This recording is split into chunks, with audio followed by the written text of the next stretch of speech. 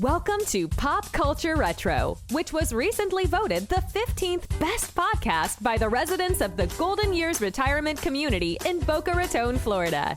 Each show, we'll revisit some of your favorite pop culture memories with insider and outsider perspectives. Now, please help me welcome your hosts, Ike Eisenmann and Jonathan Rosen. Hello, and welcome to another edition of Pop Culture Retro. I'm one of your hosts, Jonathan Rosen, along with the man who's most famous for playing Buddy in the 1974 episode of Dirty Sally titled The Orphans. Please help me welcome Ike Eisenmann. Ike, how are you today?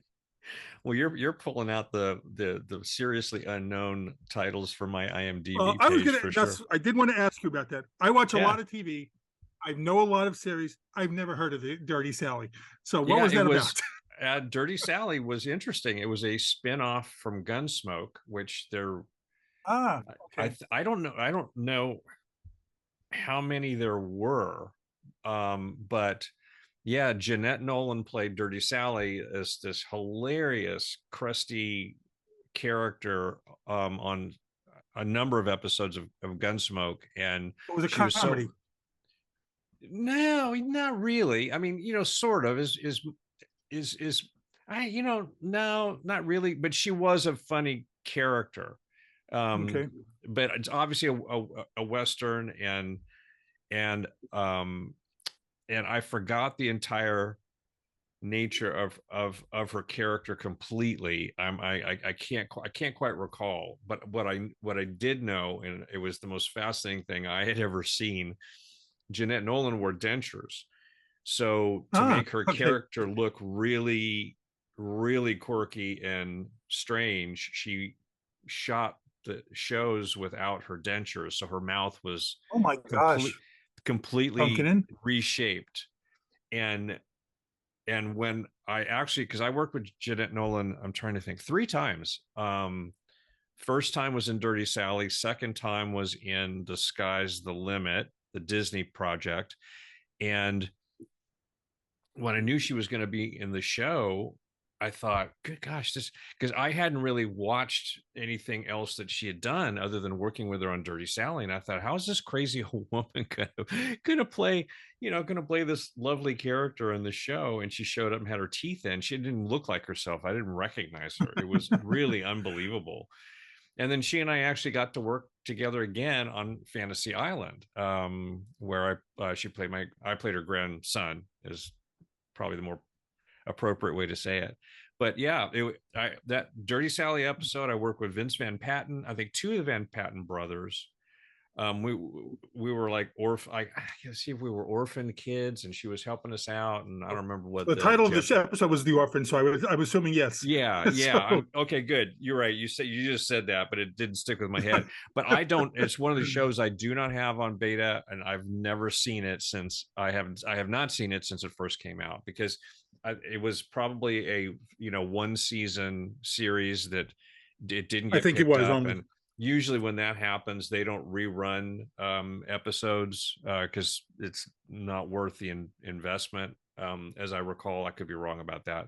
So yeah, once it was on and gone, I haven't seen it since. So it was she nice? A very long time ago. Oh God, no, Jeanette Nolan was like one of the classiest old world movie stars of all time. I mean, she's just, yeah. Oh God, she was incredibly nice and so sweet. Yeah. I need to post a clip from The Sky's the Limit with she and I, just so people can see some more of her work, because that's again something else. I have it on Betamax, but you can't see it any other way. And now people are going to be screaming at me to give them copies, which I can't do. So I'll make that disclaimer right up front right now. And there it is. But, I will say, of course, it goes figure. Dave Sundstrom, who we had on the show on his channel, he does have an episode of Dirty Sally. It figures. So if you want to watch about Dirty Sally, so you can go there and check it out. Oh, excellent! That's very cool. To watch later. So I will have to check it out. Yeah. Yes. Okay. So we're going to do, and we started to do the favorites, film favorites, pop culture retro favorites, besides doing the forgotten films. And some of them, you and I were talking, some of them can be either way. So, I do classify it as favorite instead of forgotten because it is on many lists. Today's movie is on many lists of one of the best comedies of all time. I'm not even, I don't even know what you thought of it yet. So, we'll get to that in a second. But it is on there. So I don't know if it's a forgotten film. I don't know how many people today would know it. So maybe it could be. But I differentiate them with ones that didn't get their due. I think forgotten films to me are ones that didn't get their due in the time, as opposed to a favorite, but might be forgotten. I think they're two different classifications. So I don't know how you feel about that either. Oh, you can't be sure where this lands because it's a classic comedy. You got the card behind you. I have it behind me.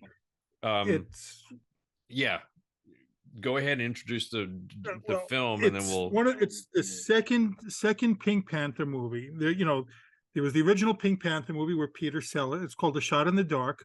Peter Sellers was in the original, but the original Pink Panther movie wasn't really his movie. Even he was like the guest star for like David Niven and Robert Wagner. So this was totally his movie. That's they made Clouseau the star now, and this had such a different tone.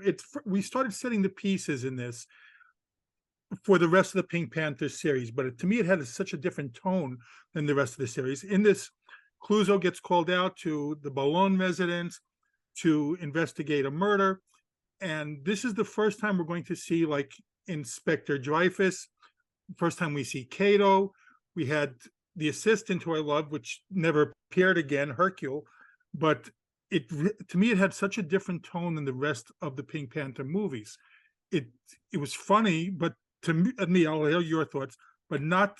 It was the rest of the series I thought was much more slapsticky than this one, than this film. But and the hijinks ensue when he goes out to investigate the murder, and Inspector Dreyfus hates that he goes out there. He's pulling him off the case, but then they keep putting him back on the case, and Clouseau falls in love with the maid, who's played by Elke Sommer, and he's going to hell-bent to prove her innocence no matter what. All the signs point to her being the murderer, and he's determined to prove her innocence because he's in love with her. So I think that's the gist of it. You could fill in some gaps now, but I'll go to you first since I picked this movie. Let's go to you now. Your initial thoughts. Well, okay, so back to, is it a forgotten film or a favorite? Which could almost be what we could call our segment, forgotten or favorite. We could change the whole thing to do that. For me, it's forgotten, will be forgotten. I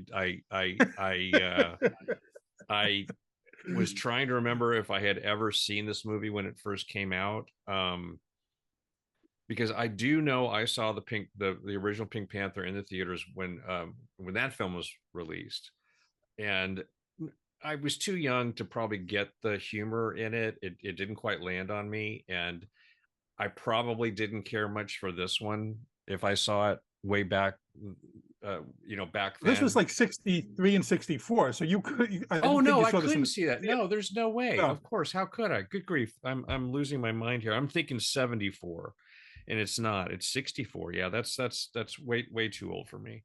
But I do remember seeing some. Maybe it could have been re-releases or something. But I remember seeing, the whole. What I loved about the films were the opening sequences, the animation at the beginning, over the credits at the beginning. I always thought that was very fun, and it must have been a re-release of the Pink Panther that I saw. So I did see it in the theater, but no, I couldn't have seen it on its first release. So. Thank you for pointing out how old I am and how my memory is starting to start to fade. But anyway, but yeah, God, this is going to be, of course you're going to hate me for this, but I just was never a Blake Edwards fan. I love Blake Edwards. Yeah. But see, it's a style of comedy that just doesn't really land on me because I'm a huge Peter Sellers fan. so that's what makes this hard for me to dislike, because I like him so much. But it's, I don't know. I was watching it, and of course I have Tia, my wife, watching it, starting to watch it with me. And I don't think this is any fault of the movie, but I ended up falling asleep before it was over. And so she stopped it and she said, "You're falling asleep. I'm bored out of my mind. I'm changing." I said, "Okay, fine. That's fine. That's fine." So she, of course, had never seen it. It meant nothing to her at all. But it's like I'm trying to figure out: is it a farce? Is it because it's not quite slapstick? And I don't remember the other ones as it got deeper into the series, because I don't, I probably have not seen them. So, but it's this is just a, and I'm obviously at the time these were huge hits, and so it was, for that period, a style of comedy that was, I don't know, I knew, I guess. And so, there you have it as far as that goes. But it was like, I said, there's got to be something redeeming about this, so I can say something or make some sort of comment. Otherwise, this is going to be the shortest show we've ever had, because I really don't have a whole lot to say. So for me, it's forgotten. For you, it's a favorite. I'm getting that because you picked it as a favorite. So now you have to defend it. Well, here's the thing. I do love Blake Edwards movies. I love a lot, most of his movies I really enjoy. Again, to me, Peter Sellers was a genius, absolute comedic genius. Love most of the things that he's been, Dr. Strangelove, Murder by Death, and the Pink Panthers. I just adored the Pink Panther movies. I watched them all so many times. And I watched them with my dad. So that's an extra thing. So I grew up watching them. He introduced me to them. And this tone is different. I enjoy this movie quite a bit. But again, the later Pink Panther movies, and I love all the Pink Panther movies, but the later Pink Panther movies got more and more outlandish and slapsticky. And this one had, this was a play. I don't know if you read on it. Did you read up the backstory on this one at all? No, I didn't. Okay, this was a play, a comedic play, not a Clouseau play. It was a French play, and it was translated into English, also like a Broadway play. It was Walter Matthau, William Shatner was in the play. So they wanted to make this a movie. And, Peter Sellers was attached. He didn't think it was funny enough. So they brought in Blake Edwards, and Blake Edwards saw it, and he said, "Let's make this a Clouseau movie," because it was hot on the heels of the Pink Panther. So they wanted to have another spin-off. It was like, I think it was released like just actually months after the first Pink Panther movie. So instead of, waiting the usual like couple of years or whatever for a sequel. So they changed everything, about it to fit Clouseau, and they added other, elements, of course, like, Cato. But it was just all the things that I loved. I love it. I do love the movie. I do like other Panther movies more, but this is, like I said, this sets the stage for the future of the series, with the boss that hates him, Cato starting to sneak in and attack him, whenever possible. And it's funny, my son loves the Pink Panther movies too, but he doesn't care for this one as much because I think of the slower pace. And it is true. I think today's audience does not have the patience of it. So it's he likes certain elements, but he doesn't like it as much as the later overboard or really hijinks filled Pink Panther movies. But it was just really, I've watched this many times, and I think if you want to see the beginnings of the Pink Panther movies, and not the first one. The first one doesn't set up all the things that later on, but A Shot in the Dark is really what sets the series for the Pink Panther movies later on. It sets the stage. And the only thing that I'm upset about is I love the assistant, Hercule. I love that character. And he was never in the series. He appeared in the Pink Panther movies, but not as that character. The actor appeared, but not as that character. He was always playing different people. So who was it? That was a great, I mean, a great Graham dynamic. Stark. Yeah, that was a really great dynamic between the two. And one thing I did read, I caught a couple little notes, is one of the I thought one of the funnier scenes in the movie was Clouseau and Hercule trying to synchronize their watches before they go Right. and on their basically their big mission to to find the murderer or to reveal the murderer, and they can't sync them up. Elaborate plan, right? It just went back and forth, and you've seen this bit in so many movies. And something that I've always wondered, okay, I don't even know the actual logistics of synchronizing watches. I mean, how does it? I'm never quite sure how it worked. And I thought, I don't have a synchronizing dial on my watch, so I don't really know how they do this. But then they can't do it, and it's ridiculous. But played so well by both of them that I did find myself giggling. And it turns out that whole scene was improvised. It Right. wasn't written in the script that way at all. They just let it spill out organically, and I thought that was really wonderful. But I found it interesting when I saw the opening credits roll. I mean, the screenplay was written by it was written by Blake Edwards and William Peter Blatty. Yes, who wrote the freaking Exorcist. I mean, I don't know how you go from Pink Panther to the Exorcist, or how someone who has the Exorcist in them is writing comedy. It's interesting. I don't like to pigeonhole anyone creative, but still, that's a huge leap for me. And I thought, well, this has got to be a great script. It's William Peter Blatty, for goodness sakes. And then I was just like, oh, wow. Yeah. And it is just true. The pacing is challenging for today's audiences. The scenes are long and slow, and you spend a lot of time on whatever, I mean, it'd be a 30-minute movie if you cut it for today's audience. Which you could too.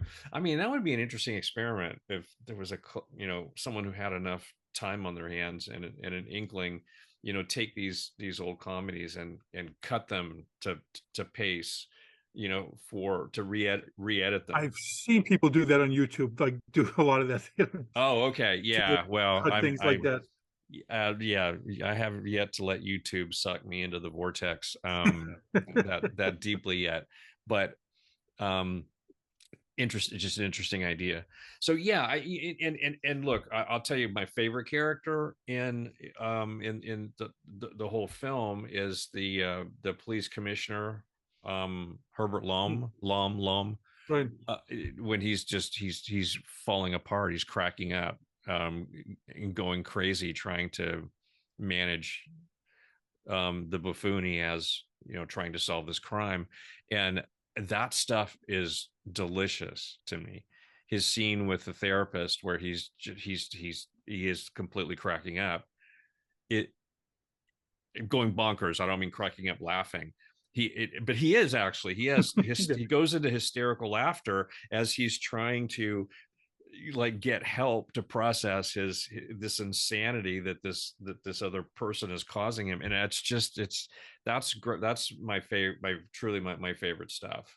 And it's I don't know, I'm trying to find, cherry pick some things to say, I thought it was interesting. We just did, the first time we did this was Village of the Damned. So it seems like we're doing, the George Sanders, movie. Yeah, that's so funny, because all of a sudden I went, oh, it's George Sanders, and look, he's doing exactly the same thing in this movie he did in Village of the Damned. He's no different at all, because no one else was playing the comedy. The comedy was really only being played by a few. Well, I can't really say that, but he was playing it very, very straight, as well as a number of the other actors and the characters in the film, which is, it's like, you got to figure, that's all part of this style of comedy, because Clouseau is a buffoon, Right. and yet but Sellers is able to play these characters in a real way, but still be that ridiculous. And then everyone else has to work around that, because obviously in the real world, if you were dealing with someone like that, you wouldn't give them the time of day. You just say, get out of here, what are you talking about? You're an idiot, and people are dying because of what you're doing, or how you're trying to approach this as a French police officer. But Well, they it's said so no, go ahead. no, they said that Sanders, fined people for as a joke thing, he fined people for laughing whenever Sellers did a bit. He fined the actors for Oh, cracking up during well, the I mean, scenes. how could you, especially at that time, and seeing when Peter, I'm not sure how many films he had done before, because Dr. Strangelove must have been, I think that was That 62. came So after, I think. No, yeah, I would think it would have come after, but I'm not completely sure. But anyway, he was he was like the Andy Kaufman of his day. He was just a completely unique comedic performer. Um, and so I could well imagine that everyone was having a hard time keeping a straight face oh, doing the Dr. scenes with him. Strangelove was also 64. Yeah, That's I interesting. figured it was 64. I thought 62 was a So was little this. This early, was the same time. This was but 64 as well. yeah, because Sellers was also in Lolita, so he worked with Yeah. Kubrick twice. And yeah, there's just something fascinating about him that I truly enjoy. But then again, this just didn't. It really didn't. It didn't get under my skin like I had hoped it would. I was really hoping, say, oh goody, this like this classic comedy. If I don't remember seeing it, I don't know what it's about. I can't wait to see this. And I was just like, oh my God. Well, the things I do for our podcast. Oh no, that be I enjoyed it. Look, he Yeah. made a lot of films. I'm looking at his IMDb now. He did a lot before this. He was already in a lot of things. Yeah, I assumed so, but I don't know if he was probably more supporting than starring, or did he I would star? say that. Yeah. No, I think he's supporting. Even in the Lady Killers, he was a supporting actor. That was an Alec Guinness movie. Yeah. Yeah. But I think starting with The Mouse That Roared, I think was one of the first times that I see him taking lead in some things. Yeah. But what was interesting, besides, look, I mean, I do love the movie, so I'm the wrong person here. Yeah. What was interesting to me, like I said, besides the setting up, I love all the characters. I love Hercule. I love Cato, and it was like the first introduction is Cato. I also love that whole hallway scene between Sellers and Graham Stark, between Clouseau and Hercule, that whole hallway going back, like really that old time comedy, like in and out of doors, and you don't know which door someone went into, like the hallway, like you see that on Scooby-Doo a lot later on. It came after. But it was just such an eerie scene, and even the jokes, I was laughing. Some of the jokes that would never be allowed today, just never be allowed. It's some of the, he has True. Oh yeah. the I mean, defense. Besides Cato would never be done today too. But yeah. but the defense of him, saying, what motive, he was asking Hercule, what motive could she possibly have for killing him? And so Hercule says, like, he beat her, and Clouseau's rationale, well, he was Spanish. So that's would never be allowed today. So yeah. And still, I love the political incorrectness of the humor, and it cracks me up because, like I said, I enjoy a lot of these. I enjoy the period pieces that I know could never get by today. Yeah. Well, without going too far with it, thank goodness we have them, because they are, they are artifacts from a period of time, and it does fascinate me, and I I do worry about too many things getting changed, or Sure. I want to say banned, but ignored, or you know pushed out of the mainstream availability for because of things like that, because it's important. Yeah, I mean, it's important. Yeah. And I mean, good grief, I mean, you want to talk about the classic that could never be made today, and Mel Brooks has of course said that, but Blazing Saddles, I Of mean, course. there's Yeah. just Yes. not a chance in Hades that you could get that movie done. But oh wow, yeah. Well, But like later on, the scenes with Kato in the later movies were hysterical. Like there are movies that I think that are funnier, but I pick this one just because I think people should watch. If you're a Pink Panther fan, this really is the one to me that sets up the rest of the series. This establishes the yeah, relationships between the rest of the series. And I was reading also that this movie, Blake Edwards and Peter Sellers did not get along. They were fighting constantly on this movie, oh and they swore, which obviously they did, but they swore never to work with each other again after this oh movie. wow, That they'd had enough of each other, and I that Peter Sellers was supposedly very difficult during this movie, which I could see. I could definitely see that. I've read enough things on Peter Sellers too, and it's always strikes me as interesting that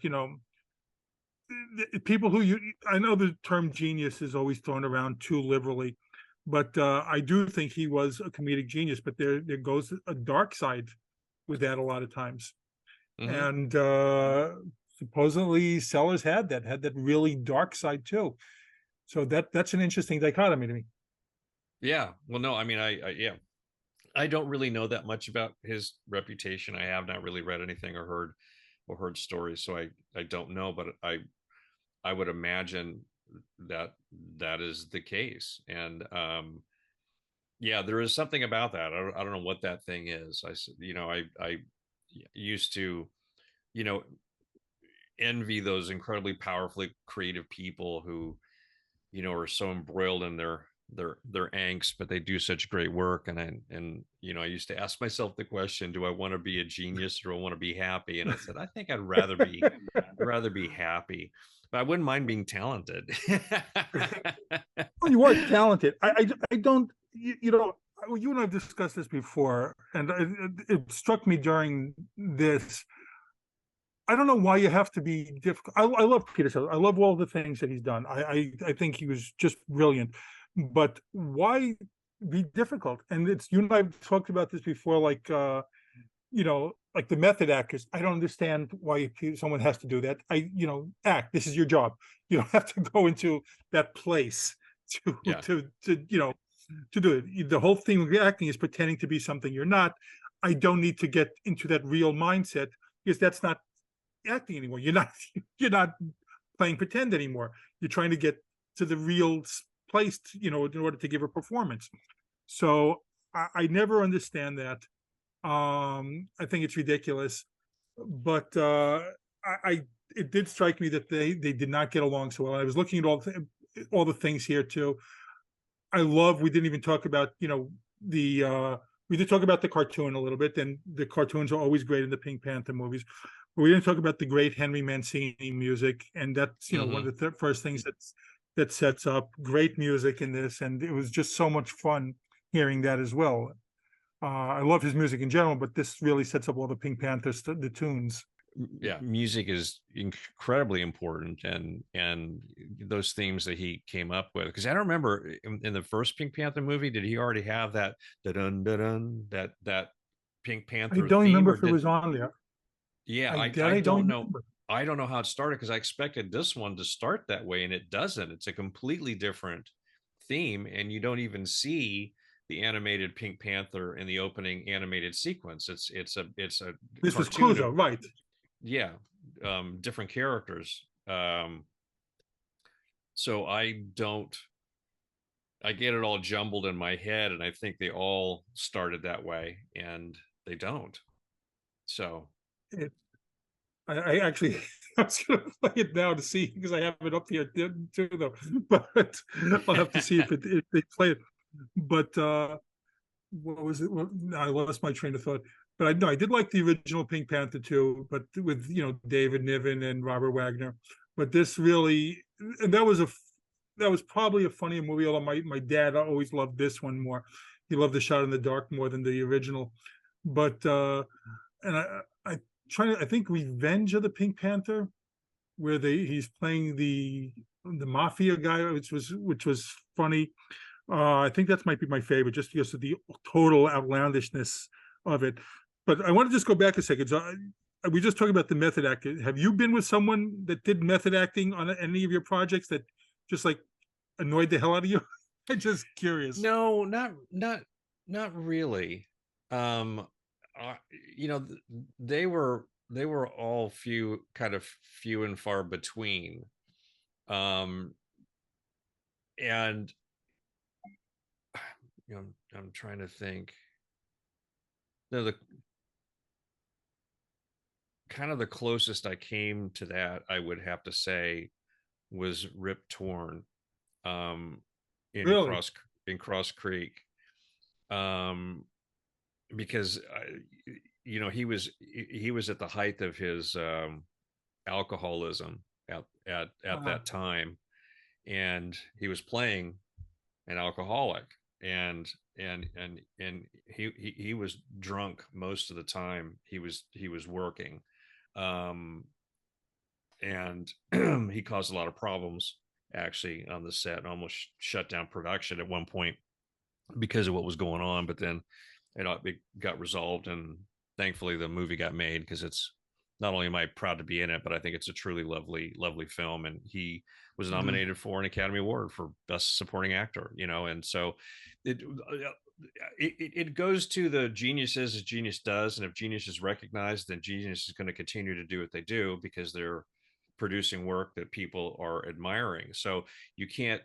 It, it's it, it, it's hard because you are battling. There's a lot of egos. I mean, Of course. not just the actor, but you've got Blake Edwards has got an ego, right? He's a successful filmmaker. He Yeah. wants to do what he wants to do, and someone else wants to do what they want to do. And if you've got a battle of ideas, that it either remains a battle, some you win some, you lose some, or you don't do the project. And I know Sellers, he was kind of notorious for shaping things and making things work the way he wanted them to, but you can't argue with success. That's the thing. And so people are always willing to work because everyone thinks either they can control that or they know how to work with that. And then when you have a successful project, you can't argue with it. And he was probably one of the earliest adopters of doing a lot of improvisational work, because a lot of what he did in Dr. Strangelove is he improvised. I mean, and Kubrick knew Yeah. how to, Kubrick was the genius that knew how to handle geniuses. And he was willing to spend the money to let the camera roll and just capture what he could get, and then figure out how he would piece it together later on without restricting Sellers in any way. So I think they actually had a really good working relationship, because obviously they did 2 films together. Um, Mhm. but but that's a very difficult thing for actors who aren't comfortable with improv. It can be hard just to work with someone, because you're trying to figure out, geez, where am I supposed to say my line? How am I supposed to pick this up? Etc. So Were you comfortable doing improv things, or just you wanted to stay on the script I never really did any project that was a viable, option? kind of, Okay. yeah. I mean, it was always, I mean, TV, you don't do that. There's no time, and it's too Right. expensive. And the movies I did, were Disney movies, and I that wasn't what they wanted from us. They Mhm. didn't want that kind of, um spontaneity. I mean, there were, the closest I would come is I would change lines sometimes, or, and the writers was never around on us on the set when on the projects I did. So I had a little leeway, but I would always end up asking the director, I just, this just doesn't feel natural for me to say this. Can I say this? And then we change it, because there is something about, when you do study acting and you get into and you do improv, and when you learn how to do improv and work with someone who knows how to do it, everything builds on everything. And the closest I've come to really, well, my ADR, that was all improvisational work. It's all off the top of your head. Oh, And okay. yeah, and you're only given scripted things when you have to revoice someone, who's got a line in the film, and you have to do exactly that line. But generally speaking, when we're doing the group work and the background work, we're making up stuff. And it's no different than any other kind of improv, because it's contextual. It's like, what's the context of the improv to be? And for us, it was always mundane, everyday chit chat. Whatever the scene was. But really, the experience I've had as a writer is like, and I'm curious to see if you would agree, when you're writing out a scene between two people talking, even if you know where it's going, all the words that have to come in between need to sound natural and real, and they have to build on each other, and it spills out organically, and all of a sudden it goes perhaps somewhere you never expected it to go, and all of a sudden becomes exciting. And so 100%, yes. Yeah. So that's really what good improv is you're working with someone, and you're writing a scene, you're building it. So it's not something I did from a creative standpoint in on-camera work. I did it for the voiceover work, and then, like I said, in terms of writing, I've noticed how much of that, whatever that process is in the brain, and I don't know what it is. It's like you're creating something from nothing, and it just pops out. It just comes out of you, and it's often much more interesting than what's already down on the page. So that's why a lot of actors like to do it, and filmmakers like to have it done. But there are two sides to that. And because I think, yes, if you're an actor, you feel the character, you get accustomed to the character, and you think, would the character do this? And I think that probably comes in more in a TV series than a movie, maybe, because in a TV series you're playing that character so long that you feel, oh, my character wouldn't do this, based upon all these previous episodes that I've done this character. I don't feel my character would do this or say this. As a writer, yeah, I agree 100% with what you just said about let the character sometimes flow organically, and yeah, it happens. But there's also, if you want to put in humor, and that's what I like to do too, the beats have to be there, and sentence structure matters to make the joke funny. So sure. If an actor will then start changing the structure of the sentence, which might take away from the joke, that would annoy me as someone who wrote that series, because it has to be just so the wordplay to make that line funny or whatever. Oh yeah, no. I mean, there's a rhythm. I think there's a rhythm to all writing, whether it's funny or it's dramatic, because you pacing structure, sentence structure, word structure. If it's dialogue, is it funnier with one word, or is it funnier with 6 words? And you have to feel your way through that, and that comes a lot with experience. But yeah, so that's the long answer to your question. I never really worked with anybody that was like that. But to your point about TV shows, when I did my episode of The Jeffersons, all those actors knew their characters so well, and they would frequently say, she would never say this, and it was never they was refer to their character. He would never say this, or she would never say this. And then they would write something else, or she would try something, and it would all of a sudden it's hilarious and it's true to the character. So yeah, that very much very much happens. And I But could see that because you're doing yeah, it for so long. Yeah, yeah, I definitely yeah, see that. yeah.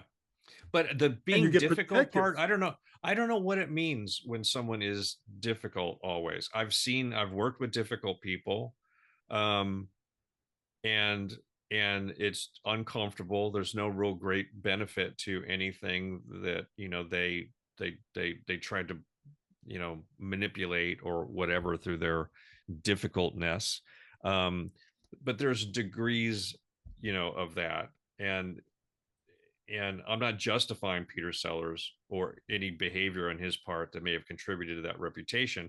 I don't know. All I say is this is why people put up with it, because you have a Yeah. classic film as a result. And we just rattled off 3 classic films he did within 2 years. Um, Working in much the same way. So, there's a value So of it. now I'm curious. So you're not a Blake Edwards fan in general. You just said, okay. So No, I so remember that I loved 10. okay. And I've not seen that again though, and I probably never will, because now it's even with what we're doing here, there's some movies I'm now starting to figure out I just don't want to ever see again, because I liked them so much at the time. They have a place in my You don't want to ruin it. my history. I don't want to ruin it. I don't want to say, oh wow, man, you know what, Jesus, what did I find that I liked about that? But I remember enjoying that a lot, but that's the only one that stands out to me as a Blake Edwards How about movie that, yeah. Victor Victoria? I mean, it was, yeah, See, I love that movie too. that is a good movie. It is a good film. You're right. You're absolutely right. That was a good film. Yeah. Yeah, I'm just looking I'm at the pausing. list. Okay. No, You're just looking looking for at the list of titles. movies. Yeah. Yeah, no, I see it. Yeah, no, I see a lot of things. I love Blind Date. I loved Victor Victoria. The only one that I didn't really SOB I didn't think was anything great, No. but Yeah. he's got. I loved a lot of these movies. I would like I said, I was a Blake Edwards from Breakfast at Tiffany's. I enjoyed as well, but I enjoyed the movies and I love the Pink Panther movie. But I'm just curious now. You know, we'll talk about Blake Edwards now. I'm assuming you've seen Murder by Death with Peter Sellers also, and that's a whole other conversation. But have you seen that one?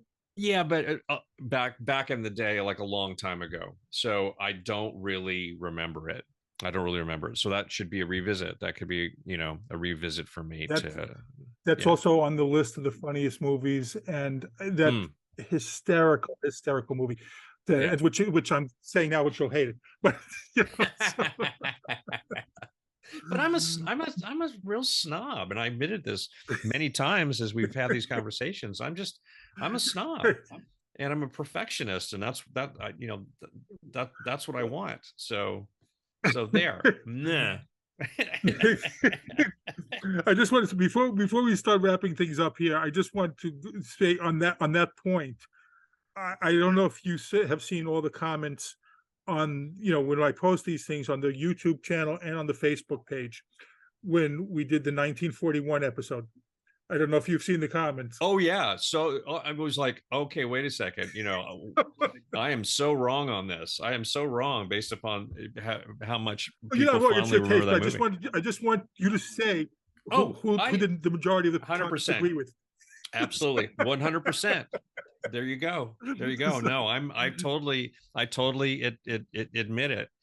But that's I hope Moosey's watching this too, so Moosey can go and check out the exactly. But that's the funny thing, and Moosey was the first one that kept saying, it's all subjective. It's all subjective. You either like it or you don't, and just because someone else likes it is not going to make me like it, or if I like it, I cannot make someone else like it.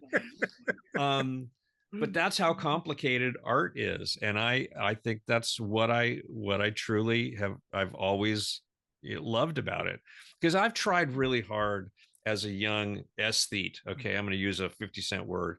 As I began to develop my taste in things, I read all different kinds of books from a very, very young age. So I had some exposure to, different things, and and I've always loved art. So, I was baffled by modern art. And so I, on my own, not in any formal way, but studied it and read books about it. And, I wanted to understand why a Jackson Pollock is, a masterpiece. And, Mhm. what is it about that? And when you start to learn about, when it comes to any kind of art, when you learn about context and what any creative person is attempting to do, if they're pushing boundaries of their time period, what is the result they come up with is either hailed or forgotten or pushed to the side.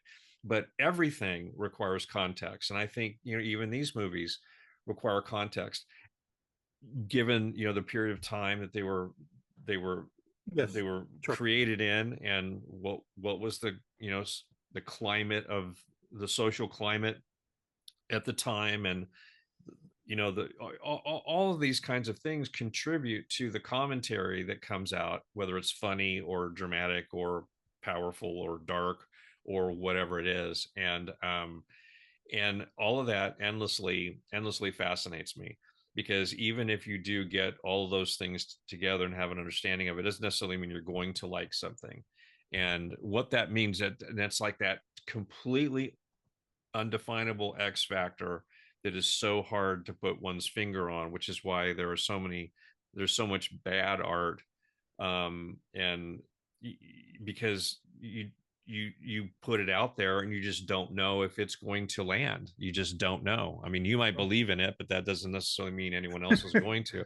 And that's what makes it really, really tough and challenging. And so even as an audience member, I'm trying to think if there are any movies that I watched repeatedly and then began. I think the only movie I've ever been completely stymied by, and now is one of my favorites of all time, is The Shining, because it seems like on the surface, the Shining should be, the first time you see it, you just be like, oh my god, it's such a great horror movie. And it's not, because it's a very weird horror movie in my mind. And when I first saw it in the theater, I thought, oh my god, I've been waiting to see a Stanley Kubrick movie for how long, and this is what we got. And I did not get it, but I've found myself being pulled back to it. And then every single time I watch it, I find something else in it to love about it, in its complexity and its the style of film it is, and whatever. So I don't really have any things in any films like this. So like, I don't care how many times I watch A Shot in the Dark, I'm not going to suddenly start belly laughing at it and and have it affect me in that way that I want art to affect me. So okay, that's the end of my lecture. I'm going to close with turn your papers in on my desk, okay, on your way out, and I'll just shut up now. Well, so all right. So to wrap it up, okay. So I'm curious now. What would you give it out of 10? A Shot in the Dark. Oh, I'd probably like a 6. And I'm surprised after all the things you said. I'm not trashing it. I'm just saying it's a good film, and these are great performances, but it's just, it didn't add up to anything for me. And that's what it is. I don't think it's a bad movie. It's just I didn't enjoy it as much as I wanted to. There you go. So, by the way, the music isn't, I just played it here. The music is in the original Pink Panther movie too. So I just played it. So, okay, good. Gotcha. So it is in there, but they changed the tune a little bit. They gave like, this is like a Clouseau tune in A Shot in the Dark, as opposed to like, I guess, the Pink Panther tune that they used pretty much throughout the rest of the series. They went back to it after this. So yeah, I love this movie. It's not my favorite of the Panther movies. But I do love the movie. I think it's higher art than the other Panther movies. I'll say that it's done in a different way. It really is. If you're a Pink Panther fan, you watch this and you watch the rest of the movies, there is a different tone in it. Like I keep repeating it because there really is. So you need to check it out. I still give this like an 8 for setting up all the rest of the series, and I enjoy it, and I'm curious to know what the viewers watch it. If you haven't seen it, go watch it, because it definitely is. You need to see it for the Pink Panther if you're a Pink Panther fan. All right. And well, we will end it on. I will agree. I will agree. So we will let us know in the comments what you think. Whether you like it, didn't like it, and what you think of it in comparison to the other Pink Panther movies. And if you're a Blake Edwards fan, let us know that as well. But again, this has been Pop Culture Retro. I'm Jonathan Rosen, along with Ike Eisenmann. Thank you for watching, and please subscribe. Thank you for listening to Pop Culture Retro, where no one was hurt during the making of this podcast.